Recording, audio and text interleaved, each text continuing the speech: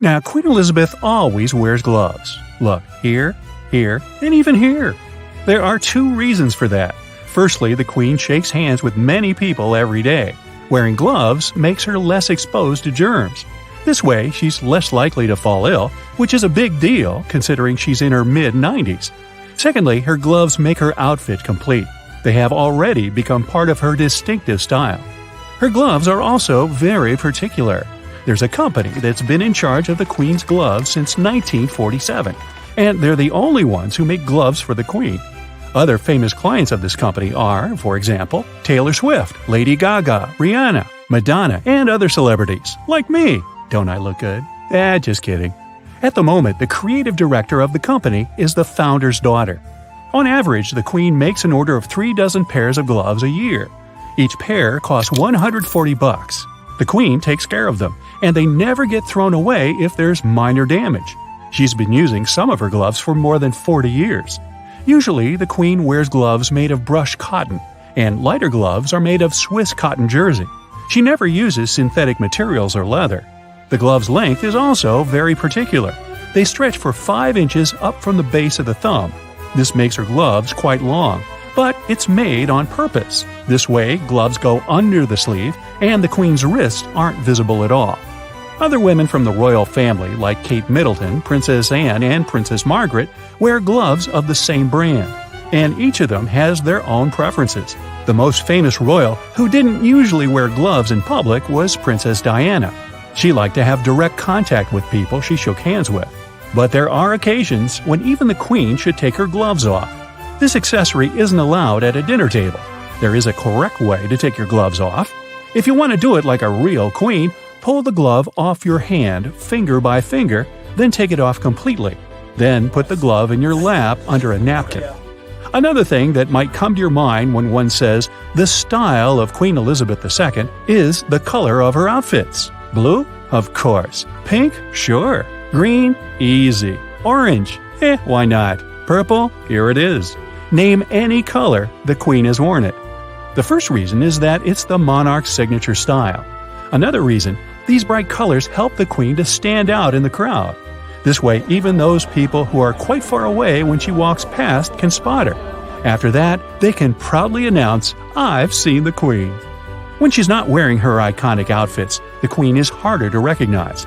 There are a couple of funny stories about it. Once, the Queen was on vacation at her mansion in Scotland. She was walking around the area wearing her regular clothes when she encountered a couple of American tourists. They asked her if she lived in the neighborhood. She said yes. Then they asked, "Have you ever seen the Queen?" The Queen said no. Then she pointed at her bodyguard and added, "But he did." Well, now you probably get why she needs those outfits. Without them, she'd just walk around pretty much incognito. When the Queen isn't wearing the crown, she has a hat on, just like other royal women. Sometimes her hats can be a bit extravagant. The royal protocol was inspired by an etiquette rule dating back to the 1950s. It was improper for royal and upper-class ladies to show their hair in public. And since the royal family stays loyal to their traditions, female family members must wear hats at all formal events. Hats are also part of the dress code for weddings.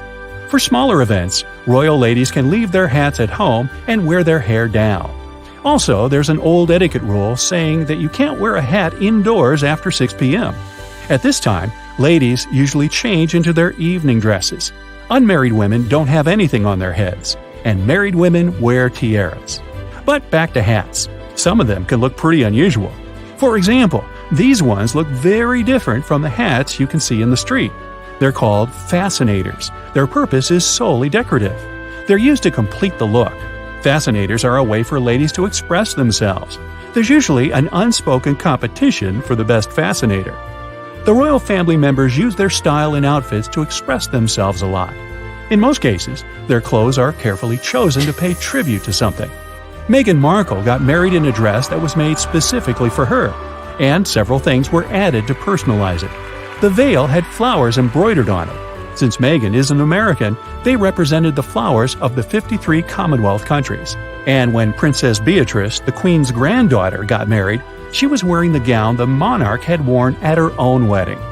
The royal family isn't a fan of wasting money and throwing away outfits. Some items of clothing stay in the family for decades.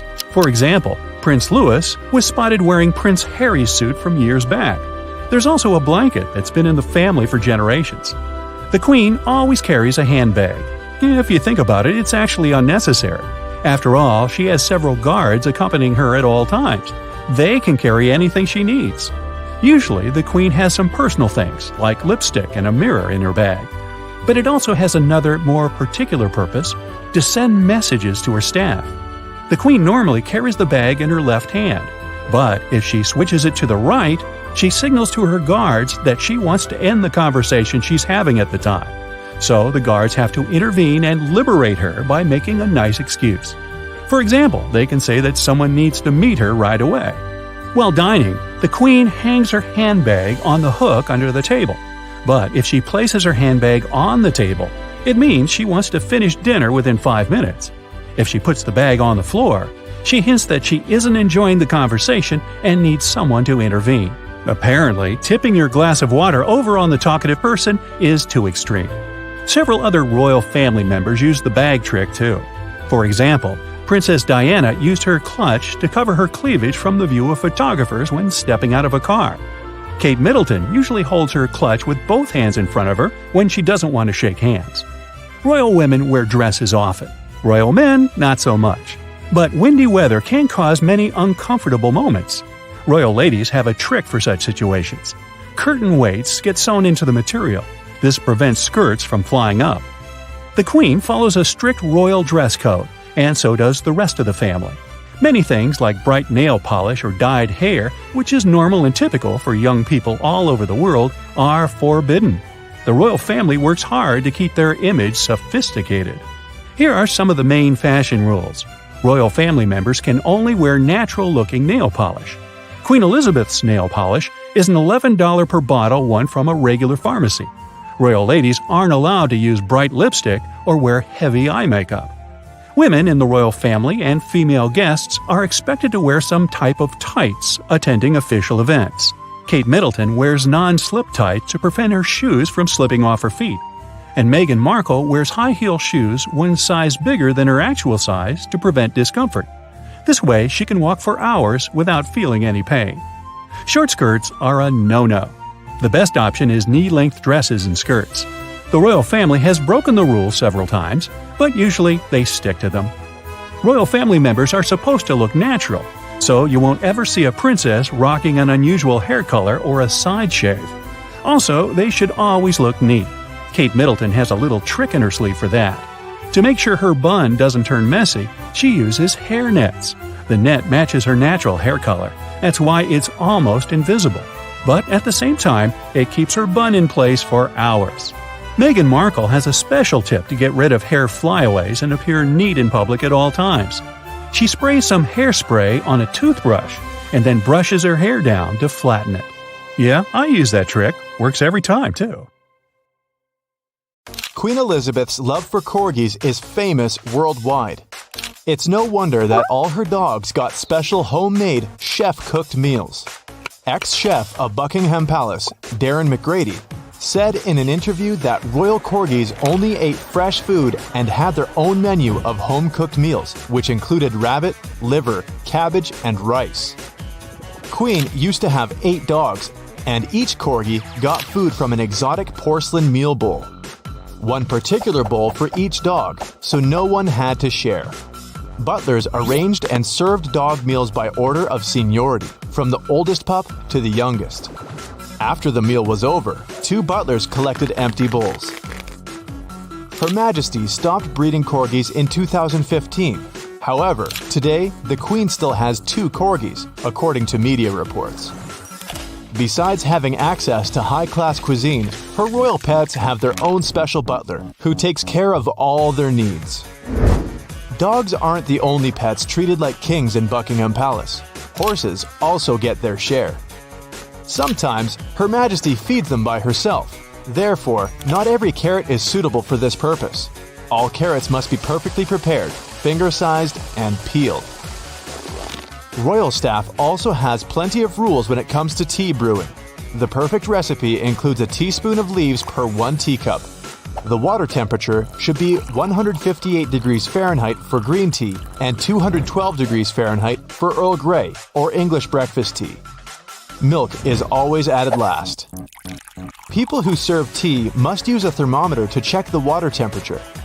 Green tea should be brewed in 3 minutes, while black tea requires 5 minutes. Royal tea can only be sweetened with honey. The royal staff accounts for 1,000 people working for the Queen in her palaces. Buckingham Palace has 188 modest staff bedrooms, where the employees sleep after long work hours. Getting hired is not as difficult as it might seem, according to many media reports, but surprisingly, the salary is not usually very high. They have to live in relatively modest conditions and are forced to part with their families for a long time. Some of the advantages of working in the palace include free phones, car and bike leasing, and free lunches. For those who live in the palace on a regular basis, all meals are free. When the Queen needs new staff for one of her palaces, the official royal family website advertises the jobs. Those who want to be hired as royal butlers can first apply to the butler course at the Blenheim Palace in Oxfordshire. This organization offers paid etiquette courses that vary in duration, including a 4-week training course worth £7,000. However, it doesn't guarantee you get the job, but improves the chances. In recent years, one of the palace jobs advertised was the polisher of the Queen's historic vases and irreplaceable paintings at the Palace of Holyrood House in Edinburgh. This duty required any candidate to work 20 hours a week for a paycheck of $10,500 a year. No previous experience needed. The most important quality for a member of the royal staff is to keep secrets well. While providing services for the royal household, staff members can witness delicate information that can be very valuable for the media. Some of the former workers have written books about their work at the palace. Therefore, today, all new royal employees are forced to sign a non-disclosure agreement.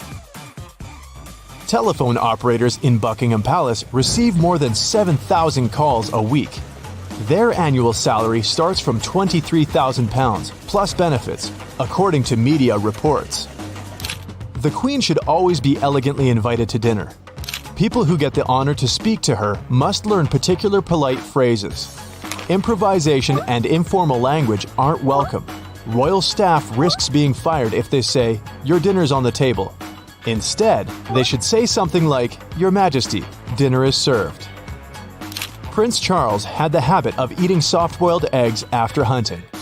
And since his arrival was usually unexpected, the kitchen staff have a weird tradition. In 30 minutes before his supposed arrival, they began to boil eggs every 3 minutes so that the prince could enjoy a fresh snack immediately after hunting. Every kitchen employee knows that the royal family diet has a huge list of restrictions to eliminate any risk of poisoning. Drinking tap water when traveling is not allowed. They also skip any exotic or spicy foods and meals made with raw or undercooked meats, such as tartare. The Queen and her family never eat with their hands. They always use a knife and fork, even while eating fruits. Former royal chef Darren McGrady confessed that he hadn't prepared pizza for 11 years in a row. The menu was very conservative. Queen didn't ask him to cook any fast food except for burgers. But those burgers had to be made in a particular way, with venison and without a bun. Her Majesty usually enjoys her afternoon tea between 3 and 5 p.m. with a crustless, curved sandwich. Her favorite toppings include cucumber, Balmoral smoked salmon, ham with mustard, egg with mayonnaise, or tuna. Royal staff in charge of serving food have unique maps of arranging various meals for various family members. To make the royal family's life and cooking easier, these serving rules haven't been rearranged for decades. Vacuum cleaners are forbidden in Buckingham Palace in the mornings. Instead, the cleaning team quietly sweeps the carpets. This rule prevents staff members from waking up the royals too early with annoying vacuum noises. Only royals themselves are allowed to walk wherever they want. The palace has many long corridors, and unspoken rules prohibit staff members from walking down the middle of the carpets. Instead, they walk on the sides of the hallways to avoid bringing extra dirt from shoes, leaving unnecessary footprints and wearing down the carpets. Most employees from Buckingham Palace need to have a very strong back because they have to stand on their feet most of the working day, especially the famous guardsmen in beautiful red uniforms and black hats, one of the symbols of England. These young men are obliged to stand still on guard, completely silent. If a guardsman gets noticed laughing or talking to the tourists, he will be fined 1/3 of his monthly salary. So, if you ever travel to Buckingham Palace, have mercy on the guys and don't make them laugh. Royal nannies must be ready for difficulties too. They carry plenty of responsibilities, from proper nutrition, cybersecurity, and safe driving. In order to get qualified for this job, women have to complete 3 years of intensive training. All royal nannies get a very old-fashioned education that encourages outdoor activities. That's why they should be ready to spend a lot of time outside the house, even if the weather is rainy and cold. Nannies from Buckingham Palace are obliged to put on the traditional uniform only for official occasions, such as weddings and birthday parties. This outfit includes a conservative tan uniform, a bowler hat, and white gloves. In the remaining work hours, they can wear ordinary clothes. Surprisingly, the security check of the future royal employees only takes from 4 to 6 weeks. And not all jobs require the applicants to be British citizens, but a work permit in the UK is essential. The official protocol requires that the royal family members must be driven when they travel to any public event. But Queen Elizabeth had previously been spotted by media while driving around her estates behind the wheel herself. At the age of 18, she took lessons as a driver for the Women's Auxiliary Territorial Service. But, of course, the palace hires special chauffeurs to transport the Queen on public roads.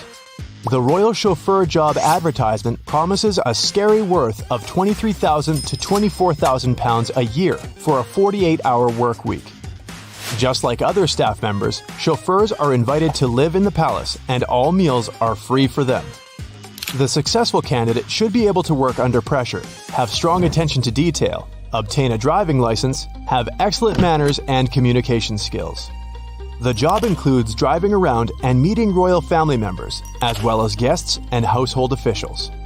Apart from driving royal vehicles, the chauffeurs are responsible for keeping all the cars in pristine condition. Chauffeurs should also contribute to managing and running the Royal Mews Garage, which looks after all the state vehicles. The Queen's car collection is worth millions and includes a Range Rover, Bentley, and even Jaguar.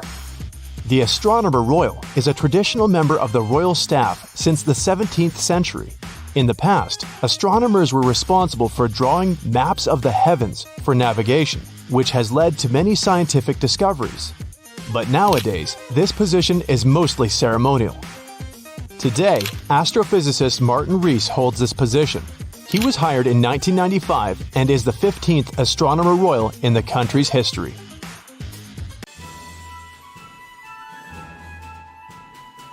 No matter how tired you are, you can't go to bed in Buckingham Palace if the Queen is still awake. Members of the royal family can only doze off after the Queen does. You can't take selfies with members of the royal family. The exact reasons for this ban are unknown. They can have a little conversation with you. They don't sign autographs, so nobody can forge the royal signature. Some superstars follow their example. Many people sell items with a celebrity signature for a high price. When the Queen gets up from a dinner table, everyone also has to stand up. This rule applies to members of the royal family as well. They also stand up when the Queen enters or leaves the room. The British royals are required to have natural hair color. They can't choose extravagant haircuts that can change their image. Their nails must always look perfect. The only nail polish that's allowed is pale pink. Their facial makeup has to be simple. It's forbidden to apply makeup in public. All descendants of the royal family must obtain the approval of the current monarch before proposing. This rule is in the Royal Marriages Act and has been in effect since 1772. Members of the royal family aren't allowed to eat shellfish. Dishes made out of it most often cause food poisoning. Currently, there are no strict rules of behavior when greeting the Queen, but some royal family members choose the traditional greeting. Men do a slight neck bow, and women curtsy. Such a formality is the rules of etiquette. Other people greet the Queen with a customary handshake, but only if she extends her hand. The royals should not accept gifts from individuals not personally known to them, so they don't put themselves under any obligation to the donor. They may receive flowers and foodstuff in reasonable amounts, copies of non-controversial books given by the author, and other items of small monetary value. According to the royal wedding traditions, royal brides must carry at least one sprig of myrtle in their hands during the ceremony. Myrtle symbolizes hope and love, and every royal bride must add it to her bouquet.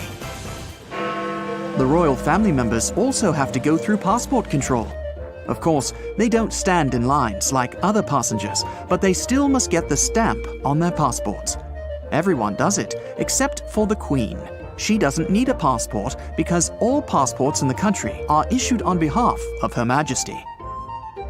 When crossing any border, the Queen is only asked for her full name, address, nationality, and place of birth. The Queen doesn't have a driver's license either. She is the only person in the UK who can drive a car without license plates. It's forbidden for two heirs to fly on the same plane or ride the same train. This is necessary to protect the royal family. Family trips are also prohibited, but Queen Elizabeth sometimes makes exceptions and allows that. During any event, the Queen shakes hands with many people. To prevent catching any disease, she must always wear gloves. There's a rule for holding a cup of tea. The thumb and index finger should support the upper part of the handle. The middle finger should hold the lower part. The cup handle should always direct at 3 o'clock. The royal family lady should try drinking from the same place to avoid multiple lipstick stains on the edge of the cup. British royals are to master the art of the right handshake. The proper way to do it is to maintain eye contact and make 2 shakes. This is necessary not to maintain contact with people for too long and to show that royal family members treat everyone with equal respect. Every royal dinner is about following hundreds of rules and protocols. Seating of guests, the layout of cutlery, the proper serving dishes, following etiquette during meals, and much more. For example, according to etiquette, the Queen talks to the person on her right during the first course. When the second course is served, the Queen communicates with the guest on the left side. Members of the royal family should know and respect the customs, traditions, and rules of etiquette of the countries they visit. They are also always accompanied by a professional translator who helps in unclear situations. At any events at Buckingham Palace and beyond, women must take off their hats after 6 p.m. and wear tiaras. This rule applies only to married women. It's not a strict rule, but the royal family ladies are advised to stand and walk down the stairs, keeping their chin straight and parallel to the ground. As they descend the stairs, their hands should always be at their sides. One of the main rules during royal trips is to wear appropriate clothes. The royal family is forbidden to travel in simple, ordinary outfits, sneakers, hoodies, or jeans. They should always look perfect. That's why they wear strict business suits or dresses. It's also important that members of the royal family add elements of local culture to their outfits. For example, a maple leaf brooch on a trip to Canada. The Queen should wear bright outfits during her trips so that she can be seen from afar in a crowd. There are special assistants for outfits. They travel to countries weeks and even months in advance before the royal family visits. They plan what outfits to pick up for the royals, so they blend in with the local landscape and views. They check the patterns and colors of clothing so it wouldn't mean something bad and wouldn't be offensive to locals. The assistant finds out in advance which places the Queen will take off her shoes or where she may need a handkerchief. Her travel wardrobe is well planned to the smallest detail.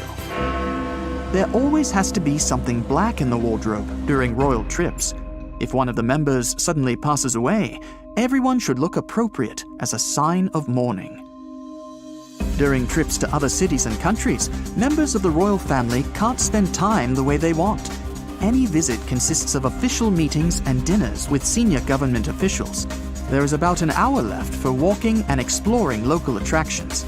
Every step of the royal figure is planned minute by minute, from lunch starting time to its ending, or when they need to get in a car, and so on. They get most of their rest time while moving from place to place. The royal family members must travel throughout Britain and the Commonwealth. In the past, it was necessary, so the royals knew how ordinary people lived, and people needed to know what their rulers looked like. Since television and the internet appeared, the family's journey has been more symbolic. The visits demonstrate that the people are protected. Trips to other countries are often associated with a charity. Members of the royal family speak at conferences addressing the current global problems. They also establish and improve diplomatic relations. The people who organize these trips have a lot of responsibilities too. For example, a special assistant goes to all the countries that Her Majesty plans to visit, about 6 months before the start of the Queen's journey. In these countries, they study the local ways of life, culture, people's behavior, current problems, the political situation, and they designate dangerous places. Members of the royal family should have at least a little knowledge about the life of the country they're visiting. Talented assistants help them in this. A whole group of people with the head of a household and food management among them arrive at the countries the royals plan to visit in advance. They create an individual menu for each heir. They also instruct foreign chefs not to cook dishes with garlic and a huge amount of spices to prevent the royals from getting bad breath. By the way, the Queen doesn't like garlic. Nobody puts it in meals. One of the former royal chefs revealed some of the Queen's all-time favorite foods, telling the world she's an absolute chocoholic, but also likes steaks. Her Majesty preferred to keep it secret because otherwise, all the cooks would only serve her favorites. Royal family assistants also tell the hotel staff what each member of the family's favorite drink is. Specially appointed doctors visit all countries in advance. They check all the hospitals of those countries that Her Majesty and other royal members will visit. The doctor learns the quality of the local medical system. They need to know where there can be a shortage of certain meds and bring them with them. A personal first aid kit for each family member is prepared for all occasions. The reason the royal family don't use any last name is simply because they don't need it. They have a title.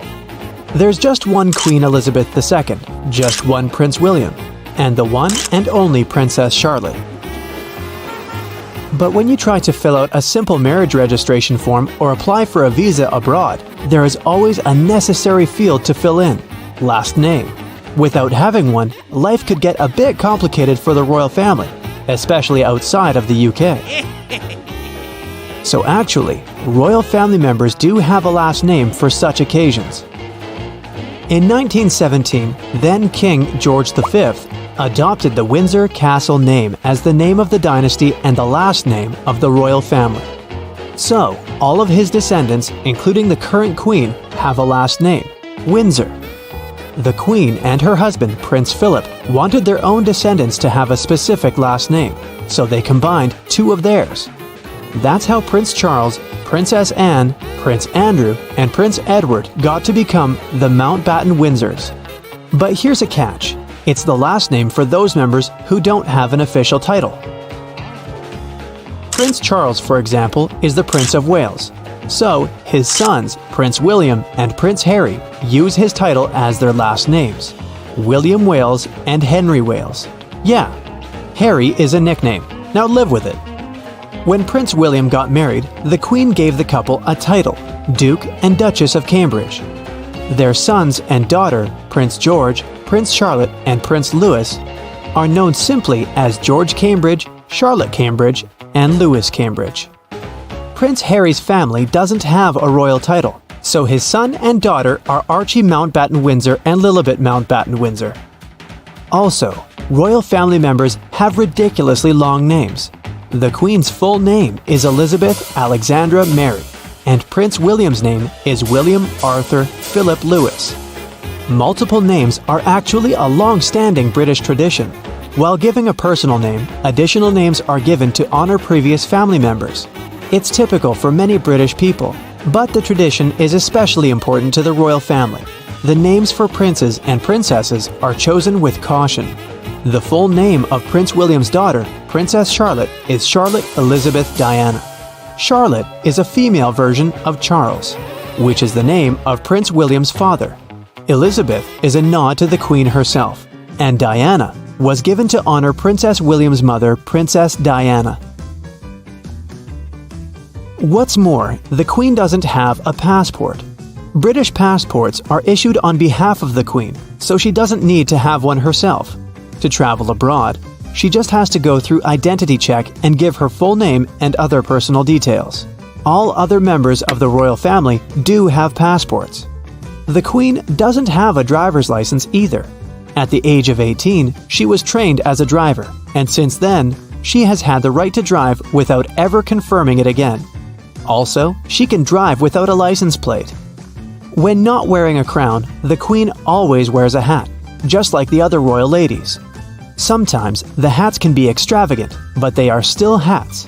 Now that's in the royal protocol, which was inspired by an etiquette rule dating back to the 1950s. It was improper for royal and upper-class ladies to show their hair in public.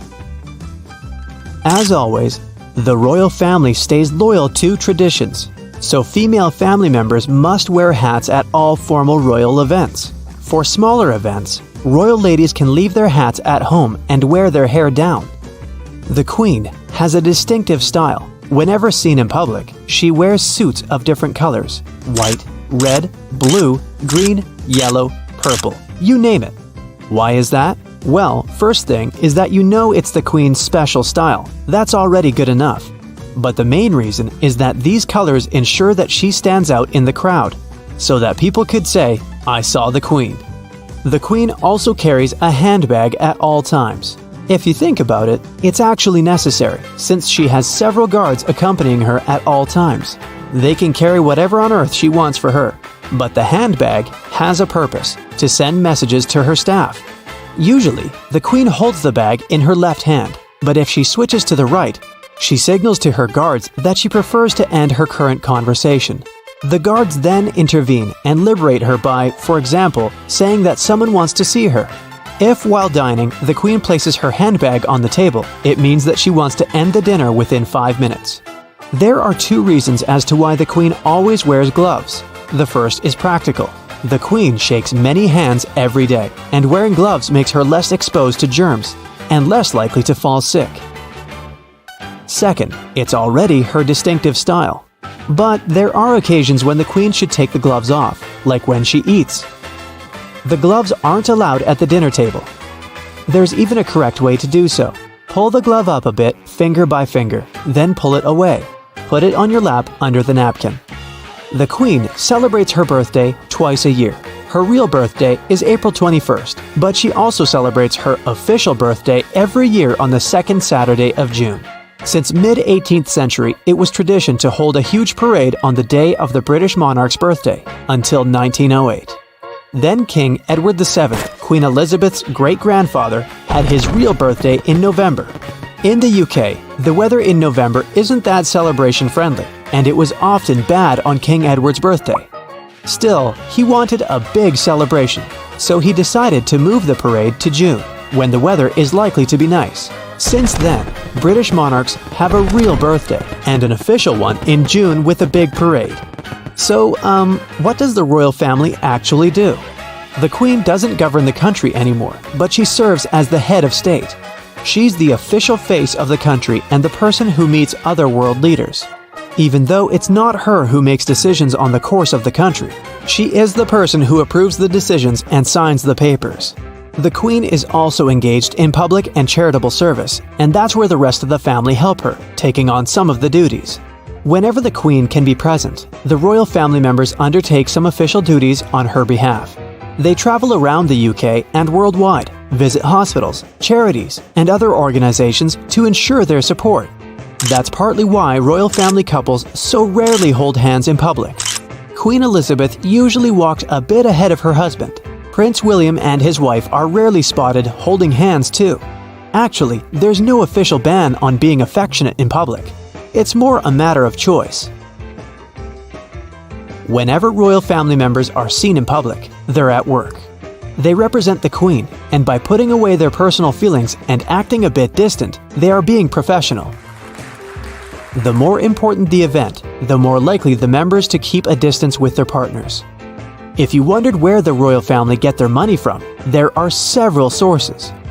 Firstly, the Queen has a salary. The British government pays her a sovereign grant that sponsors all the royal duties. It comes from the estate the Crown owns. 15 to 25% of the profits from the estate go to the Queen. The royal family owns a lot of land and properties, and that's where they get the money from. Finally, some other money comes from private investments. Do you know which royal family member is worth the most? No, it's not the Queen. Not him. And not him. Try younger ones. No, not him. The most valuable royal family member is Princess Charlotte, with her estimated net worth being $5 billion US. Her brother, Prince George, who is supposed to become king once, is worth $3 billion US. This is not the money they actually earn, because they don't work yet. But these are estimates of how much they'll bring to the UK's economy, which accounts for all possible aspects. Many people come to the UK hoping to see the princes and the princesses on the balcony. The reason Princess Charlotte is way more valuable than her king-to-be brother is because of her fashion influence that's called the Charlotte effect. Whatever she wears, all British girls wear, and the clothes are out of stock within days. It's predicted that she will affect the economy way more than her brothers. Are you bored of where you live? Fed up with not having a room with a moat or a garden big enough for a parade of elephants? Maybe it's time for a change. So, here are a few options to think about in your house search. First up, have you ever considered renting Buckingham Palace? Smack dab in the center of London, the sprawling palace is one of the most visited tourist spots in the UK, especially for people looking for a taste of the royal treatment. In the early 1700s, the Duke of Buckingham commissioned an architect named William Wind to build Buckingham House. Yes, house, not palace. It was only the early beginnings of what the Grand Palace looks like today. In 1761, King George III bought Buckingham House for his wife, Queen Charlotte. But it was their son, King George IV, who began to morph Buckingham Palace into its current magnificence. Maybe, in fact, he may have gone a bit overboard. King George IV had great taste in decor. He appointed John Nash, a neoclassical architect, to elevate the building and its grounds to a shining monument of opulence. Parliament agreed to cover £150,000, about $200,000 of the bill. But by the end, the renovation costs had spiraled out of control to nearly $500,000, which is close to $1 billion in today's currency. With 775 rooms, the palace has a lot to offer, including some unique features that you might not find in other properties on the market, such as a river that runs beneath it. Back in the day, the River Tyburn was packed with salmon, a fisherman's daydream. Today, it flows through an underground channel, trickling beneath Buckingham Palace on its way through London. Some fishing enthusiast organizations have rallied to bring the river back up above ground, but that would mean tearing down several buildings along the way, including Buckingham Palace. So they might need to settle for other places to cast off for the time being. Buckingham Palace's 39-acre garden has many uses. It's the Queen's private London garden, and it also plays a key part in many royal events throughout the year. The most famous of these events are the Queen's Garden Parties, which can each welcome up to 24,000 guests into the garden's walls. The size of the garden is so vast that it could fit 29 football fields inside its walls, and still have a bit of room to host afternoon tea. There's even a lake. Camels, crocodiles, elephants, and many other whimsical members of the animal kingdom have called the palace home. During the rule of King Henry VIII, deer roamed wild throughout the grounds. Then, years later, King James introduced an entire zoo, which future royals after him gladly took up as a tradition. Queen Charlotte was given a zebra and 8 elephants, and Queen Victoria had great fun riding Jumbo, ringmaster P.T. Barnum's famous circus elephant. So how much would it cost to rent out Buckingham Palace for a month? Well, it comes in at a budget-friendly amount of about $17.5 million a month. That means it would fetch about $230 million a year in rent. Let's put that number in perspective. For $17.5 million, you could buy the world's most expensive watch, encrusted with 1,200 diamonds. So that's a $3.5 million clock for yourself and 3 of your friends, and you'd still have $3 million left over. If Buckingham Palace isn't your flavor, maybe another royal residence, Windsor Castle, might better suit your taste. The castle spans over 580,000 square feet and holds a millennium of royal history, dating all the way back to the Normans. Windsor Castle is the largest and oldest occupied castle in the entire world. First built by William the Conqueror in the 11th century, it's been the home of 39 monarchs since. Now, the Queen spends most of her weekends away from her duties at the castle. Some of its highlights include a moat room. Yeah, a room for your moat. In the state apartments, you can view paintings created by many famous artists hanging on the walls. And of course, there are the arms and armor in the grand vestibule. I keep my armor in the grand vestibule in my house too. So how much would this beauty cost to rent?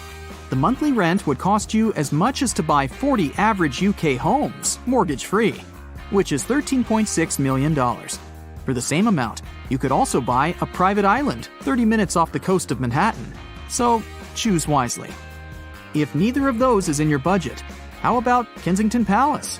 It's the current home of Prince William and Kate Middleton in the center of London near Hyde Park. It's filled with multiple wings and royal apartments, where many past royals have called home, one of which being Princess Diana. Will and Kate's apartment is far from what you'd picture when you think of a regular one. It's more like a mansion inside a larger mansion. A portion of it even includes a clock tower. In 1689, King William and Queen Mary bought the mansion in a village called Kensington for £20,000, about $5.3 million today. At the time, it was called Kensington House. Since then, generations of royals have continued to live in the palace. Queen Anne worked on expanding its gardens and also built the Orangery, which started out as a greenhouse. Now it serves as a restaurant open to the public. With a measly 20 rooms, it makes up for it with 30 acres of grounds. Inside, there are 2 greeting rooms and multiple studies for the royals to work in. Plus, it has 3 kitchens. So, you could get 3 different midnight snacks and never visit the same fridge twice. In addition, the royal apartment inside has its own private gym and an elevator, which is helpful since it spans 4 different floors. Renting Kensington Palace would set you back about $2.1 million a month. $2.1 million could get you a top-end Lamborghini, which has 770 horsepower and can zoom up to 60 miles per hour in just 2.8 seconds. You'd have some cash left over though, because the Lamborghini only costs $1.9 million. So you could throw a few Honda Civics in your shopping cart too, if you wanted. Sandringham House is the beloved country home away from home of Queen Elizabeth II. Sandringham is a huge estate that the royals use for many occasions, since it has features ranging from fruit farms to a full museum. Mostly, it's where the English royals love to spend their winter holidays. It's in Norfolk, England, about 100 miles north of London, and is built on 20,000 acres of land. To put that in perspective, an acre was first measured as the size of land that could be plowed in one day with an ox in the Middle Ages. So, to plow Sandringham Estate's land in one day, you would need 20,000 people and 20,000 oxen. In 1862, the British royal family bought the estate as a country retreat for the Prince of Wales, Edward VII, and his fiancée, Alexandra of Denmark. After that, the estate was passed on to Queen Elizabeth II. There are more than 200 people who work on the estate, which includes farmers, gardeners, and workers in the sawmill and fresh apple juice pressing plant. How much would monthly rent be in this sprawling abode? About the same cost as buying 53 Arabian horses, which is $8.5 million. The Palace of Versailles in France was originally a private retreat for Louis XIII and his family. Under the direction of Louis XIV, the royal residence was expanded and remodeled into immense and ornate premises surrounded by stately gardens. Every detail of it was designed to glorify Louis XIV and highlight his extravagance. A landscape artist crafted French gardens with fountains that created an illusion of magically still water, meant to express the power the king had over even nature. It was also the private residence of Marie Antoinette. Of all of them, the most decadent room is the Hall of Mirrors. It's a long gallery lined with 17 mirrors, which sit opposite 17 windows to reflect the gardens outside. Opulent chandeliers gleam on the intricately painted ceiling, and the walls are built from white marble. How much does it cost to live like Marie Antoinette for a month? Well, there actually are rooms available for the public to rent. They start at $2,600, and with 2,300 rooms in total, that brings the rental value for the whole place up to $179 million per month. That's the equivalent of buying 55 grand pianos sculpted from pure crystal, which cost $3.2 million each. Okay, but really, did you know there are castles you can actually rent? There's a castle called Pete's Castle in Ireland, which was built over 600 years ago. Even though it has retained its original structure from the 1400s, in modern years, it's been renovated to make it a dream destination. But keep in mind, it's an actual ancient castle, so it's no Four Seasons. There are narrow staircases, and none of the rooms were designed for running water, meaning if you need the bathroom at 3 a.m., it's a chilly walk. It costs $145 per night, and it's open for anyone looking for a royally extravagant holiday to rent. If that's more in your budget range, I understand. We can't all have the money to buy 53 Arabian horses every month. 8:30 a.m. on the dot. Wake up! You have a lot on the schedule today, Your Majesty. Yes, you're the Queen of England for a day. Yeah, this ought to be fun. You get out of bed at 9 and head to the terrace to enjoy the sounds of your personal bagpipe player. And who's this? The royal corgis running in for a quick cuddle. Next up, a bath before breakfast. No rush showers for Your Highness. Nothing beats dipping in a relaxing tub. The Queen even has a bathtub in the royal train. Now you head for the kitchen. Oh wait, the longest reigning monarch in British history doesn't have her breakfast in the kitchen. You head to the dining room instead. You'd think a table full of the finest porcelain dinnerware would be waiting, but no, the Queen loves eating out of Tupperware. You might also expect to eat whatever you want, whenever you please. Burgers, fries, chocolate shake? Bring it on! But Her Highness sticks to a strict schedule and diet. Scrambled eggs with salmon and a cup of Earl Grey tea. Sorry, no coffee. During the winter holidays, you can treat yourself to some truffles for breakfast. As you're enjoying your healthy meal, you read the newspaper. One headline says, 300 of the richest people in Britain. You fail to find your own name among them. Yep, even the Queen herself is by far not the wealthiest person in the kingdom. But at least you have your own ATM in your house. Palace. Buckingham is big. I'm talking 775 rooms. But Your Majesty modestly occupies only 6 of them. You've got a bedroom, your private sitting room, a bathroom, and a dressing room. There's also the audience room, where you meet one-on-one with important people as part of your work. And can't forget the Empire Room, which mostly serves as a waiting area. Time to get dressed. Luckily, there are no celebrations on the schedule, so you probably won't have to change your outfit 5 times today. Oh, those brand new shoes look lovely. No need to worry about blisters, Your Highness. One of your helpers has already broken them in for you. You put on some makeup yourself. In fact, the Queen hires a professional makeup artist only once a year for her holiday speech.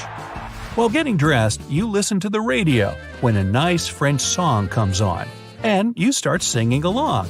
Wait, you never knew French before today? Well, you're the Queen of England now, so that means you're fluent. Almost ready. Don't forget your purse. Today, it's more than just a handbag for storing your personal belongings. It's the thing you use to send secret signals to your staff. Put it on the table if you want to leave within 5 minutes. If you don't quite enjoy the conversation you're having, put it on the floor. Your team will get you out of there ASAP. Alright, let's get to work doing Queen stuff. You have a lot of correspondence. The British monarch gets up to 300 letters a day. You also need to send letters to couples celebrating their diamond and platinum wedding anniversaries. Oh, and can't forget a written congratulations to anyone who reaches their 100th and 105th birthdays. So far, the Queen has sent more than 540,000 telegrams. Of course, she has staff to help with that as well. By the way, whoever wants to send fan mail to Her Majesty can just address their letter to Buckingham Palace, London. But don't forget to start it with Madam and finish it with, "I have the honor to be, Madam, Your Majesty's humble and obedient servant." Yeah, for real. Okay, so what about your other queenly duties? You meet with the Prime Minister on Wednesdays and give your royal assent, like a stamp of approval, for new proposed laws. You also have your morning meetings, and you'll need to attend important events and give awards when they're on the schedule. Good news is, there's none of that today. Just deal with a pile of correspondence and, yes, the mysterious red box. It requires special attention. If you had any important engagement or meeting, the secretary would have brought you the profiles of the people you were supposed to meet. Okay, let's get to the good stuff already. Gifts! Time to add a few more items to the list of presents the royal household publishes every year. Elizabeth II gets all kinds of them, from a silver post-it note holder to a brand new sports car. There's a catch though. You can use your gifts, but they don't officially belong to you personally. They're the property of the royal collection. Anyway, another thing you can now enjoy as the Queen is 2 birthdays. It's an old tradition going back to the 18th century. The first one is the day Her Majesty was born, and the second is for when the weather is good and you can celebrate without any problems. Only in England. Alright, now let's check the feed. Oh yeah, you're quite the star on social media. Over 8 million followers on Instagram, 5 million on Facebook, and just over 650,000 on YouTube. Sure, these are the royal family's accounts, but hey, you're the head of the household. Traveling is another thing the Queen does a lot. She's visited more than 120 countries. And get this, as the monarch now, you don't even need a passport to go abroad. Don't need a driver's license to go for a spin either. The perks of the job. 1 p.m. Finally, time for lunch. It can be pretty hearty, including up to 4 courses. But the Queen likes to keep her portions small. Her midday meal can be a large salad, grilled chicken, and fresh fruit on the side. Or, when she's not too hungry, Elizabeth II especially likes tuna sandwiches. It's the one you go for today, since it's easy to whip up. Butter some bread, cut the cucumber, but make sure the slices are really thin as the Queen likes it. Add a dash of pepper, tuna, maybe some mayonnaise on the top, and dig in. Oh, and no carbs or starches for Her Highness. So forget about eating potatoes, pasta, and rice today. The Queen is dedicated to her healthy diet, as you can tell by now. Definitely gonna grab some pizza and a large soda when this royal day's over. Now that you have a couple of free hours, you can do something that you probably already do every day in your normal, not the Queen of England life – Netflix. Her Majesty does enjoy some series on there, especially ones inspired by her own life. Well, if all of us normies had movies made about us, we'd all probably be watching them too. You glance down at your nails. Polish chipped a bit, better touch up. If you're worried about having a massive collection of colors to choose from, no need. She's been wearing the same shade since 1989. Back then, the Queen's hairdresser wrote a letter to a brand requesting a bottle of pale pink polish that's been her go-to since. It's not that expensive either, just $9 a bottle. 5 o'clock. It's tea time with some dessert. Yeah, time to indulge. The Queen always chooses moderate slices of her favorite chocolate cake. The recipe is more than 100 years old. It was first served to Queen Victoria and hasn't changed since. Scrumptious. You gulp down the entire slice, hardly even chewing the sweet dessert. Don't forget about who you are today. You need to eat slowly and properly. Oops. You reach out for another slice, but alas, no such luck. Remember, she's serious about her diet. Well, it's getting pretty late. There's one thing you've been wanting to do since you woke up as the Queen of England this morning. It's the thing she loves most and does every single day – horseback riding. Woohoo! Giddy up! At 94 years young, Her Royal Highness still likes to stay active and in shape this way. She races the horses herself too, and never misses the yearly Royal Windsor Horse Show. That ride made you work up an appetite. You head back to the palace, where dinner's already waiting for you. You wash it all down with something sparkling and sweet. That hits the spot. 11 p.m., the time the Queen usually goes to bed. You're still not tired and just can't fall asleep. Then the sound of the clock warns you that it's already midnight. Your eyelids get heavy, you close your eyes, and fall fast asleep. The buzzing of your morning alarm jolts you out of sleep. No bagpipes today. You look around, same little apartment. No corgis, no relaxing baths or horse riding. Just your cat staring at you blankly, waiting for his breakfast, His Highness. 1887 was the so-called year of the Golden Jubilee, when Britain celebrated the 50th anniversary of Queen Victoria's reign. On this occasion, high-born people from different parts of the empire gathered at Windsor Castle. The Queen herself, having a long-lasting interest in her Indian territories, was amused by the idea of having Indian servants at the table. So 2 attendants were recruited to be employed for a year as a special queens on hand. Abdul Karim was one of them. Later in her diary entry for that day, she described him, writing, "The other, much younger, is much lighter, tall, and with a fine, serious countenance." Back then, the Queen didn't know yet that she'd already been, in a way, acquainted with Abdul. The previous year, she'd visited the Colonial and Indian exhibition held in South Kensington. Her Majesty was impressed by the Indian carpet weaving performed by prisoners from the Agra jail, who had come to London under the supervision of Superintendent John Tyler.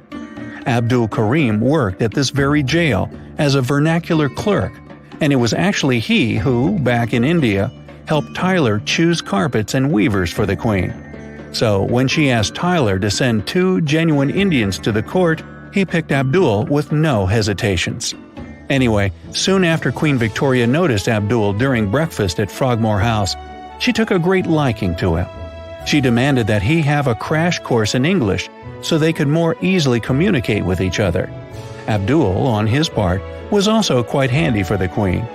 He was teaching her Urdu, the language of noble Indians, which was very useful for the Queen's political affairs. Once, in an attempt to get Queen Victoria closer to her Indian liege's culture, Abdul cooked her curry chicken with dal and pilau. Victoria liked it so much that the dish was added to the Queen's regular menu. In one of her letters, speaking of her affection for Abdul, the Queen wrote, "I am so very fond of him. He is so good and gentle and understanding, and is a real comfort to me." She was happy, but he didn't seem to be. In one of his diaries, he wrote that he felt like a sojourner in a strange land and among a strange people. He wanted badly to get back to India, and Victoria wanted badly to make him stay. At some point, it occurred to the Queen that for Abdul, who used to be a clerk back in Agra, it must have been beneath him to serve as a waiter. So she promoted him, giving Abdul the special title of Munshi, which practically meant the teacher. As historians state, photographs of him waiting tables were immediately destroyed, and he became the first Indian personal clerk to the Queen. Later, she appointed him to be her Indian secretary, and gave him the titles of Companion of Most Eminent Order of the Indian Empire and Companion of the Victorian Order. She was ready to entitle him in any way possible just to please him, and he, by the way, didn't miss the chance to take advantage of her goodwill. He was allowed to travel to India whenever he wanted, and when the Queen noticed that he missed his family a lot, she ordered special rooms to be arranged for his family members whenever they wanted to visit him.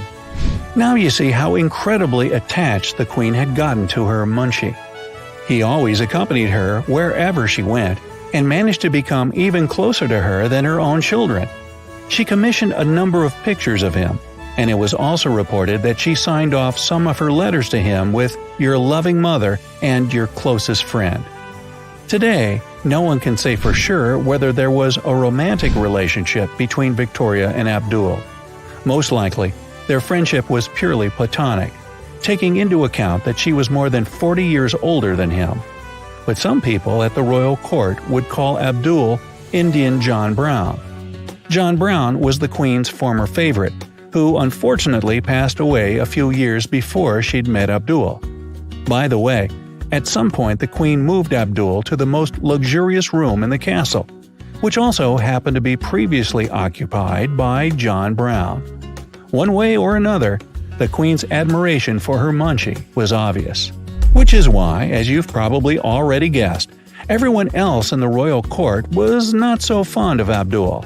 While their close friendship blossomed, virtually no one was comfortable with his rapid promotion, or with how he accompanied her on travels, or how he was seated in the best seats at banquets and so on. They were probably jealous, but most likely they simply felt superior to the Indian of an ordinary origin. None of the other royals were willing to welcome Abdul in their midst, even though the Queen definitely insisted they do so. The English court was desperately trying to convince Queen Victoria that Abdul was simply an arrogant man who used the Queen for his own benefit. But she refused to listen to any negative comments about his behavior. For example, there are records stating that once when Abdul brought some of his relatives from India to England, as he did from time to time, the Queen's brooch disappeared and was sold to a jeweler in Windsor. As a matter of fact, the court blamed Abdul's brother-in-law for stealing. However, Victoria accepted Abdul's explanation that his relative just happened to find the brooch, and it was customary in India to keep anything you find. By the way, it turned out Abdul wasn't very simple at all. There's a story about the Prince of Wales, later Edward VII, who hosted a dinner for the Queen and allocated a seat for Abdul with the servants. Abdul, who'd already become accustomed to his position, felt insulted and went to his room. A similar situation happened when Abdul refused to attend the marriage of Victoria's granddaughter, Princess Victoria Melita of Saxe-Coburg and Gotha, because he was once again assigned a seat in the gallery with the servants. In both cases, the Queen took the side of the munchie, stating that he should have been seated among the household. The tension between the English court and the munchie only got worse over the years. The aging Queen knew that after she was gone, Abdul would hardly be able to stay in the royal household and decided to secure his future. So she influenced the necessary people in India to arrange him a grant of land in the suburbs of Agra. It was really hard to do. She also took care to secure him a small fortune, which actually made him a wealthy man. Apart from that, she managed to obtain a nice pension for Abdul's father back in India, and a job promotion for his former employer, John Tyler. Queen Victoria passed in 1901. Knowing that his mother would have wished it, the new King Edward VII allowed Abdul to take the beloved queen he'd served on her last journey. He was the last person to see her in her coffin. Immediately after that, the king confiscated and burned all the correspondence between his mother and Abdul. He also ordered the munchie and all other Indian servants back to India, deliberately erasing that man from the history of the royal court to keep its reputation clean. Abdul returned to India and lived a peaceful life on the estate the Queen had gifted him. He passed away at the age of 46, with no children to leave behind. Fortunately, his nephews managed to find and keep his diary, as well as some letters and photographs. His name had been totally forgotten for a century, until British journalist Sharbani Basu accidentally came across his photo. It took her 5 years to unravel the secret of his life, and only in 2010 was the story of Abdul Karim, an Indian man who'd once been the Queen's closest confidant, revealed to the public.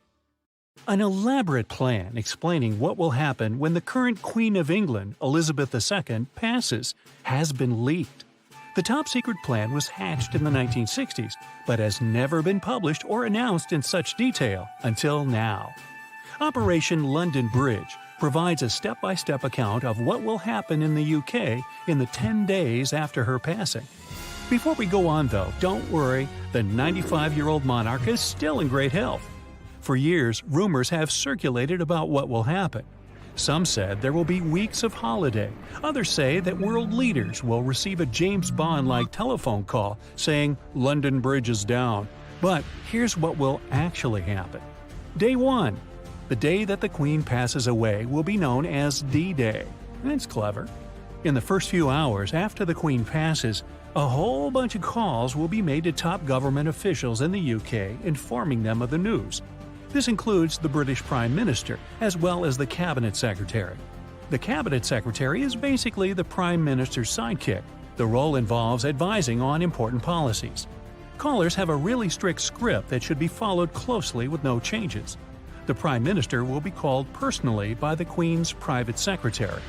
Ministers and senior civil servants will also be sent an email from the Cabinet Secretary. A civil servant just means someone who works in Parliament. Only then will an official notification be delivered to the public detailing the news. This will likely come from the Press Association and the main UK broadcasters, and this is how we'll all find out. After this, flags across Whitehall, which is where the Houses of Parliament are, will be lowered to half-staff as a sign of respect. They're aiming to get flags lowered within 10 minutes of the news. Social media will be affected too. The royal family's website will change to a black holding page with a short statement confirming the news of the Queen's passing. And the UK government's website, as well as all government social media pages, will have a black banner on the top. Any content not deemed as urgent must not be posted on them either, and all retweets will be banned. The royal family will also announce plans for the Queen's funeral, which will take place 10 days after she passes. The Prime Minister will also make a statement to the British public, and they will be the first person from the government to make an official statement. The statement will be aired live on TV from Downing Street. All other members of the government won't be allowed to say anything until the PM has spoken. A national silence will be announced, and then the Prime Minister will meet with the new king. This will be the Queen's son, Charles, and at 6 p.m. he will deliver a message to the world. A remembrance service in the heart of London at St. Paul's Cathedral will take place around the same time. The plan also says that all of this should appear spontaneous and unplanned. That's all for the first day. On day 2, King Charles will be proclaimed as the new sovereign. That's just a fancy word for the guy in power, and this will happen at 10 a.m. at St. James Palace. Lots of top officials will be asked to attend, and they'll have to wear super formal outfits, with men wearing black or dark ties. They also can't have any decorations on their outfits. All parliamentary business will then be suspended for the next day, with the only thing going on there being MPs giving tributes in the House of Commons. On day 3, the Queen's coffin will return to Buckingham Palace. She has a whole bunch of different properties, and there's protocols in place for what will happen if she is to pass at each of them. If the event happens at Sandringham, the coffin will travel by official royal train to St. Pancras Station in London. If she passes at Balmoral in Scotland, Operation Unicorn will be activated, and they'll try getting her on the royal train to London too. If this isn't possible, Operation Overstudy will go ahead, which will see her travel by plane. On day 4, in the afternoon, the new king will embark on a tour of the UK. He'll start off in Scotland with a visit to the leaders there, and then there will be a service at the Grand St. Giles Cathedral in Edinburgh. The next day, Charles will arrive in Northern Ireland. He'll visit Hillsborough Castle and St. Anne's Cathedral in Belfast. A rehearsal for Operation Lion will also take place on this day. This is what they're calling the plan to transport the Queen's casket from Buckingham Palace to the Palace of Westminster. On day 6, this will happen for real. There will be a huge procession from Buckingham Palace to the Palace of Westminster, which will take a ceremonial route across London. From days 7 to 10, the Queen will lie at the Palace of Westminster for 3 days. This will be called Operation Feather. Her casket will lie on a raised box and will be open to the public for 23 hours of the day. Tickets will be sent out to VIPs so they can visit her casket and pay their respects. On day 8, Charles will take a trip to the final country on his tour of the United Kingdom, Wales. During days 7 to 10, top officials will be consumed by preparation for the Queen's funeral. The Foreign Office will plan how it's going to overcome all the challenges it faces with not only tourists, but arrivals from heads of state across the world. This is a super big concern, especially if the Queen passes away while the pandemic is still happening. London will be flooded with people. The Department of Transport has already raised a bunch of concerns about how it's going to cope with that many people traveling around the city. There's definitely going to be massive delays. Official teams are readying themselves for a crisis warning that mourners from across the world flooding in could also cause issues with food accessibility, policing, and even basic services could be stretched to the breaking point. One official assessment of the situation even warns that London could quite literally become full for the first time ever. Streets are expected to be lined with people, and hotels and B&Bs will all be full. They're doing their best to try and come up with a solution, but at the minute, things are looking difficult. Then we get to the final day of Operation London Bridge, and the day of the Queen's state funeral. The Prime Minister and the Queen herself have agreed that this day will be a day of national mourning. This means that the day will essentially be a bank holiday in the UK, and people won't have to go into work as long as their bosses allow it. It's not compulsory to give the people the day off. But if the day falls on a weekend or an existing bank holiday, an extra day of holiday won't be granted. This causes even more issues for all the services that will already be at the breaking point, though. The state funeral itself will be held at London's world-famous Westminster Abbey. This is where Prince William married Kate Middleton, and the Abbey has seen 16 royal weddings in total. It's also where the coronation of every British monarch has been held since 1066. On the day of the funeral, there will be a 2-minute silence across the whole of the United Kingdom at midday. All workers and operations will stop for 2 minutes to pay their respects. Huge processions will take place in London and Windsor. The day will end with a service at St. George's Chapel at Windsor Castle. The Queen will finally be laid to rest in the castle's King George VI Memorial Chapel. She'll be buried next to her husband, Prince Philip. Operation Spring Tide, which is the closely guarded plan for Prince Charles' accession to the throne, was also leaked, but not in as much detail. It doesn't mention anything about his coronation, which is expected to come months later. But his mother, the Queen, was crowned 16 months after King George VI passed away. There's been speculation that Charles could choose to be called King George VII, using his middle name as a tribute to his grandfather, but no official decision on this has been made yet. According to the protocol, the Queen is to be chauffeured. However, she's so passionate about driving that she does it whenever possible. The British Queen has been driving since she was 19, and she still needs neither a license nor a license plate on her car. She is excluded from the regulations and laws governing the road. Must be nice. Still, all the driving licenses in the country are issued in her name. Same with her passport. She doesn't need it either. Those who never hear their alarm clock in the morning would love to be the Queen of the United Kingdom. She doesn't wake up to the alarm clock. Instead, there's a bagpiper who plays outside her window for about 15 minutes. Waking up to bagpipes, I haven't tried that. The Queen is an early bird, waking up at 7:30 every day. She likes to stay in bed for a couple of minutes listening to the BBC. I guess that's after the bagpipe concert. She goes to bed at 11 p.m., sleeping about 8 hours a day. I wish I slept that much. Now, having a bath is one of the most relaxing things ever. The Queen has a bathtub even in the royal train. If you were the Queen, you would never have breakfast in the kitchen. You'd head to the dining room instead. As for the kitchen, it turns out the one in Buckingham Palace doesn't differ that much from a regular one. There's some Tupperware stuff in the palace too. The Queen doesn't eat delicacies every day, as you could imagine. Scrambled eggs and a cup of tea. By the way, Earl Grey is the Queen's favorite. The Queen tends to add some salmon to her dish, not the tea, but she could have added some truffles instead if it were Christmas. During breakfast, the Queen likes to read newspapers. Today's headline says 300 richest Brits, but the Queen's name is not among them. Still, the Queen does have her personal ATM right where she lives. Buckingham Palace is vast, but the Queen usually only uses 6 rooms. These are a bedroom, a private sitting room, a bathroom, a dressing room. There are also 2 more special rooms, the audience room, a one-to-one meeting room for visits during the Queen's working week, and the Empire room, basically a waiting room. If there's a celebration, the Queen has to change her clothes 5 times a day. As for shoes, there's a helper who shares the same size as the Queen. She wears all new pairs of shoes to make sure they won't feel uncomfortable. Sounds very blister-free. Oh. One thing the Queen always does by herself is her makeup. She hires a makeup artist only once a year for her Christmas speech. A Queen's handbag isn't just for storing her personal belongings. It's the thing she can give signals with. If she wants to leave within 5 minutes, she puts it on the table.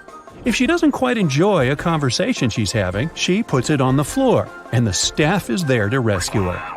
Idleness is definitely not a royal trait. The Queen's got a lot of correspondence, and she replies to every single letter. One of her responsibilities is to send letters to couples who celebrate their diamond wedding anniversary. By the way, the Queen has already sent more than 540,000 telegrams. Every day, she receives about 200 to 300 letters. Of course, she's got the staff to help her out. But hey, over 500,000 letters? What? Now, whoever wants to send fan mail to Her Majesty can do that by sending a letter to Buckingham Palace, London. Don't forget to start it with Madam and finish it with I have the honor to be, Madam, Your Majesty's humble and obedient servant. Really. Correspondence is not the only duty the Queen has. She also has to meet with the Prime Minister. A lot. Still, the Prime Minister Day is Wednesday. She must also give her royal assent to the new proposed laws to become real. Yeah, laws are mainly the Parliament's duty, but they work with the Queen on all the laws. The Queen also has meetings in the morning. Sometimes she attends different awards. If she has any important engagement or meeting, the secretary brings her the profiles of people she is to meet. The Queen receives quite a lot of gifts. All of them are added to the list of gifts that the royal household publishes every year. She receives all kinds of gifts, from crochet poppies to brand new cars. Most presents are usually given on the occasion of the Queen's birthday. Besides gifts, the Queen can enjoy her 2 birthdays. It's a very old tradition, started back in the 18th century. The first one is the day when she's born, on April 21st. The second one is the official ceremony, held on the second Saturday of June. The weather must be somewhat better in June, and the Queen can celebrate without any problems. In addition to her official duties, the Queen does a lot for charity. The royal family supports about 2,500 charities in the UK and about 3,000 charity organizations around the world. Traveling is another thing that the Queen does a lot. She has visited more than 120 countries so far.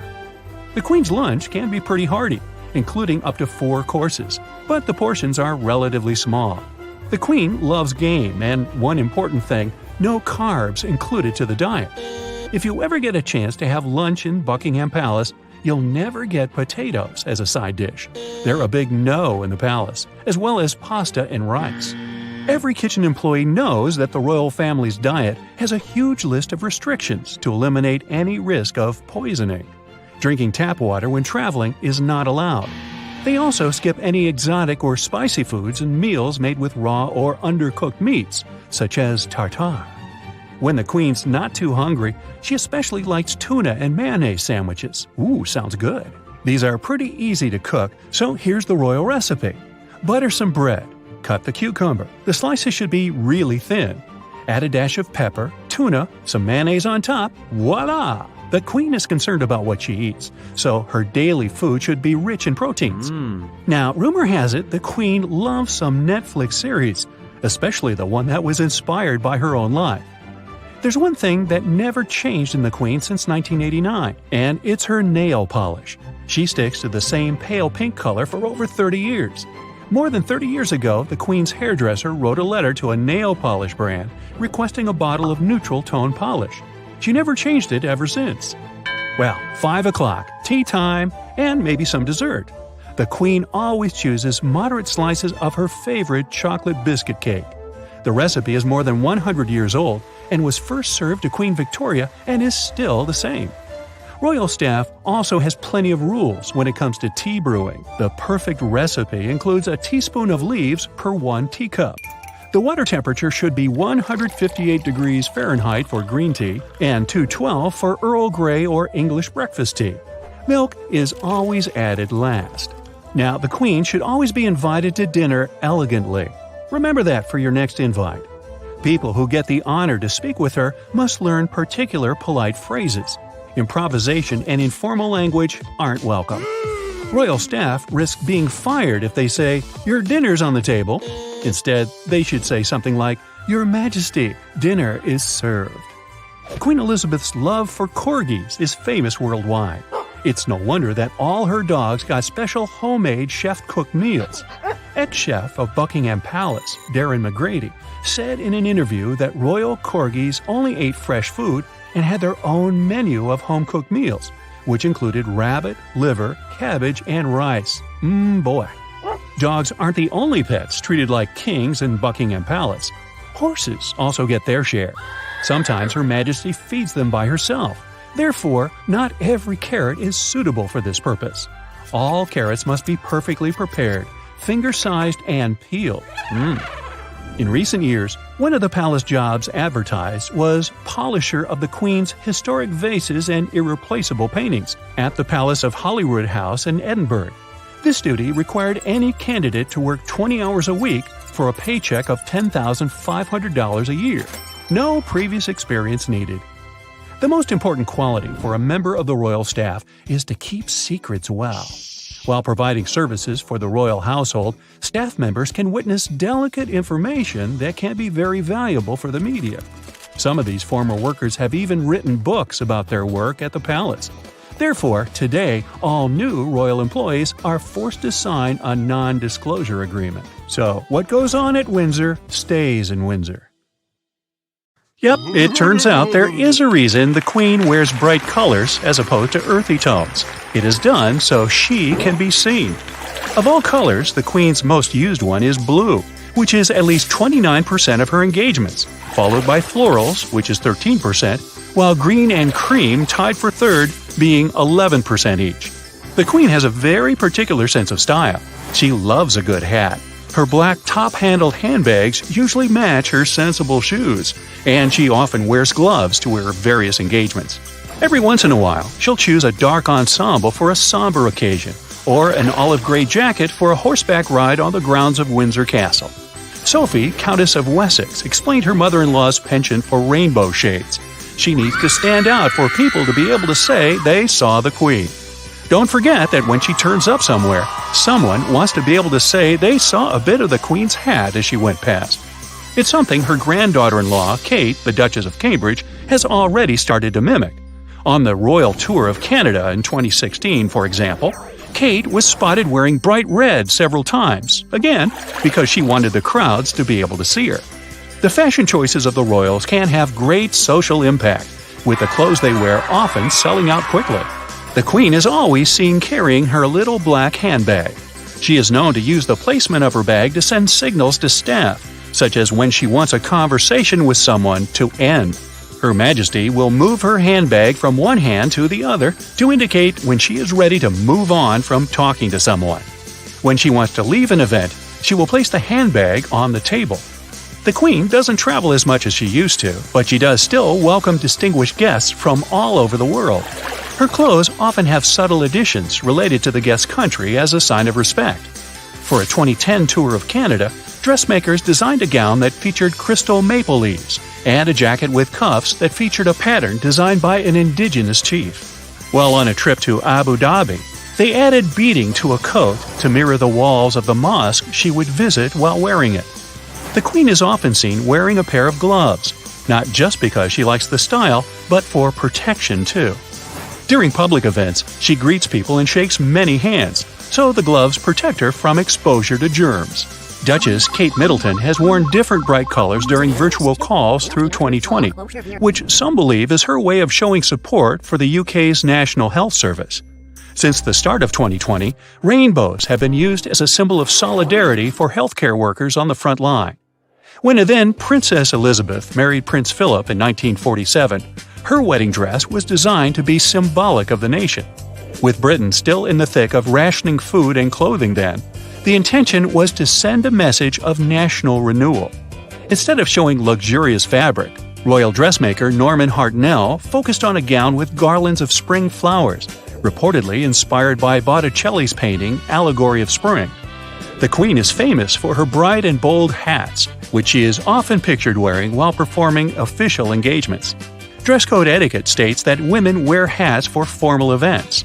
Up until the 1950s, ladies were very seldom seen without a hat, as it was not considered the thing for ladies to show their hair in public. But all of that has changed, and hats are now reserved for more formal occasions.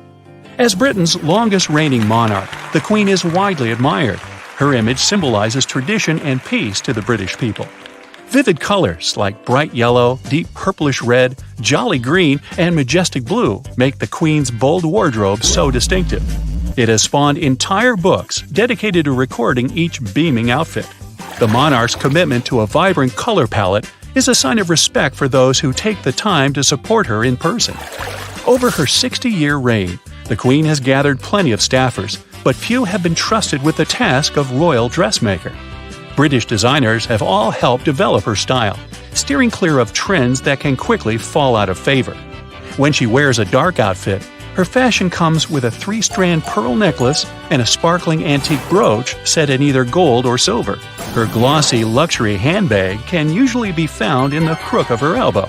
In 2016, when the U.S. presidential couple arrived at Windsor Castle to meet Her Majesty for the third time, the Queen wore a silk scarf fastened under her chin, a defining feature of her more casual outfits. Always strategic, the Queen's style shows who the British people are, while keeping a firm handshake to the other country's leaders. In 2011, Her Majesty visited the Republic of Ireland. She was the first British monarch to enter the country in a century. She arrived in Dublin wearing a green coat and matching hat, Ireland's national color. Later in the visit, she wore a white silk gown decorated with more than 2,000 hand-sewn shamrocks and an Irish harp brooch. Yeah, Queen Elizabeth has lots of impressive outfits and hats. But you ever notice her shoes? The Queen's footwear is as carefully crafted and looked after as one could imagine a pair of royally worn shoes would be. But the Queen's work shoes are something she has worn for over a half a century. Each and every one of the Queen's shoes is made by a dedicated team, including a pattern cutter, a clicker, who is a person in charge of selecting the leather, a closer, who sews the shoe's upper part and stiffens the shoe, and a maker, who tops it all off with a sole and a heel. Her shoes are made from the finest calf leather, and before the shoes can be properly worn, a final fitting at Buckingham Palace will take place. The Queen is said to keep 10 pairs on rotation at a time, which includes plain black leather, among others. They are all hand-dyed and water-repellent. No basketball shoes here. The Queen relies on her shoes so she won't easily slip and fall. As a young woman, she often wore shoes with a thinner, lighter heel. But now, for nearly 50 years, the same low style has kept her sure-footed and nimble. The Queen seems to have an endless supply of coats, hats, and dresses, all of which are much discussed when she makes a public appearance. Just like anybody, the Queen does eventually get tired of certain items in her wardrobe. The Queen's clothes are a constant source of comment in the media, and she will wear a favorite outfit for years. When she finally tires of it, she will hand it to one of her dressers, who can either wear it or sell it. Unfortunately, no one knows if an item once belonged to the Queen. All labels must be removed, and anything that could possibly identify it as having come from royalty is destroyed. Since items are sold, royal attire has ended up on sale to the general public before, but most likely no one had a clue. Many of the Queen's clothes are designed and made at the palace by senior dresser Angela Kelly and her team. Kelly sketches at least 4 different designs for a particular piece of fabric from which the Queen can choose. After the talks with the Queen and dresser, Kelly produces a technical drawing from which the pattern is cut. Everything is cut and shaped to match a mannequin made to the Queen's size, details that are kept top secret. A prototype is then made from rough cotton, allowing the design to be tweaked before the final fabric is cut. Fitting sessions typically last half a day. 4 or 5 outfits are fitted at each session to make the best use of time. Up to 12 people staff the Queen's wardrobe department for big occasions, including 3 dressmakers, a milliner, and 4 dressers, whose job is to help the Queen get dressed as well as keep her clothes in pristine condition. Yep, it's good to be the Queen. That's it for today. So hey, if you pacified your curiosity, then give the video a like and share it with your friends. Or if you want more, just click on these videos.